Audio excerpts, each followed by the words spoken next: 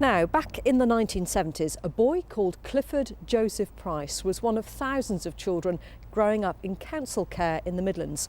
Today, we know him as Goldie, but the time he spent growing up in children's homes is still having a profound effect on his life. So what will he make of the care being offered to children today?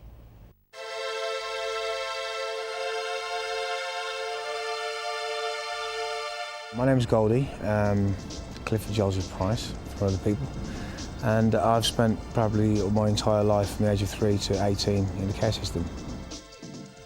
Goldie has come a long way.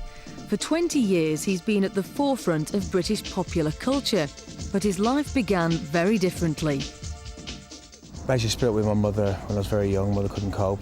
She had my younger brother, and I was the oldest one, and I was the one that ended up being in care, which is kind of the usual case for a lot of scenarios. Despite his difficult childhood, Goldie believes that the care system he grew up in worked. Now, with care homes closing and fostering on the rise, we've brought him back to the Midlands to find out how his experience compares to that of the children who are in care today. I mean, I would dread to be a kid now in the care system. I mean, does it exist anymore? Goldie was 3 when he was taken into care. He spent the next 15 years in homes and foster families around Walsall and Wolverhampton. I've been in about 3-4 different foster parents and 3 different children's homes. So it just became kind of the norm, really, I guess, to be in a place for maybe 2 years at max, 18 months usually. As a teenager, he came to live in a large residential home in Walsall. He remembers it as a happy time.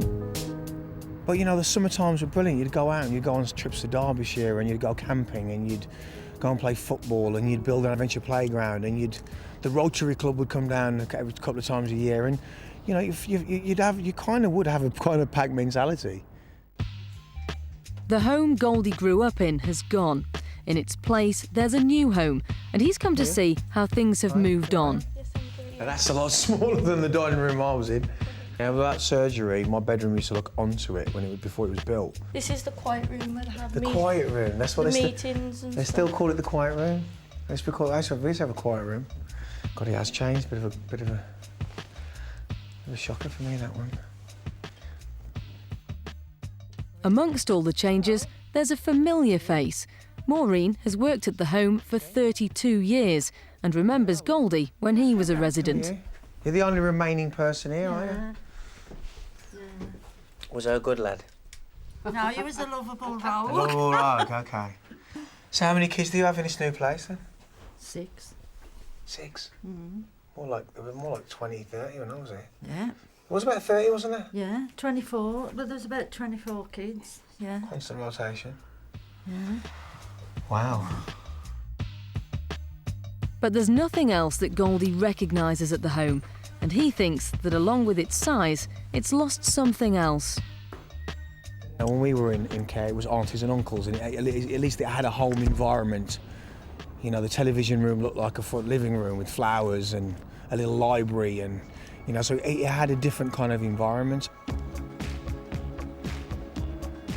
It's the same as going back to your old school, and the school doesn't exist anymore. The memories of that place, that model doesn't exist anymore, and that's quite frightening, I think. With the care homes of the past disappearing, more and more children are being placed in foster care.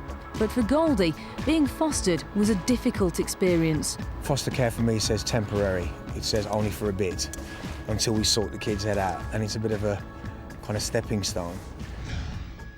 I think that was kind of like you'd want to kind of stay there and it would never happen, so it would be a disaster waiting to happen. Because of his experiences, Goldie's worried about foster care, but he's off to meet someone with a very different outlook. Hello, nice to meet you. You all right? I'm freezing. Oh, no. Like Goldie, Carell spent her childhood in care. So everyone knows my story. You know, it's out there. Your story. How did this all come about? My mum was known to social services, very early on, literally from the moment she got pregnant. I was placed in the child protection register. She eventually moved to Birmingham, and I think things just deteriorated for her in her life. She wasn't able to be a parent and continue her lifestyle, and I think it was a battle of, you know, she was in and out of prison and she was doing this, and she weren't putting our needs before her own needs, or as the social workers would say anyway. But eventually I suppose social services decided that it weren't best for us to stop at home. But yeah, we'd been in 15 different placements by the time I think I was about 6, and just completely moved around until eventually somebody said they can't go back, and so me and my sister were placed on a full care order when we were 7. Corelle struggled in care homes, frequently getting into trouble with the police. It was only when she went to live with a foster family that her life began to change. Talking to you and you're saying about your, you know, when you got to 12, and, you know, 11, 12, and you were back in the children's home. Yeah. For me, I would already been in the children's home. I didn't know anything different. Going to foster parents later on, kind of like, this is a bit weird for me. When you go into a family setting, you're able to see the couples and see a real relationship, where you're able to see parents parent their children, and you actually realise, you know what, maybe, I think it was for me going into a foster placement, the best one that I ever had was when I was 13, and realising, okay, maybe my mum weren't the best person to be. Oh, okay, this is how you do parenting. Right, okay. Oh, okay, this is what real relationships are supposed to be like. Whereas from a children's home, I'd never thought of it like that, because I just come so far beyond that.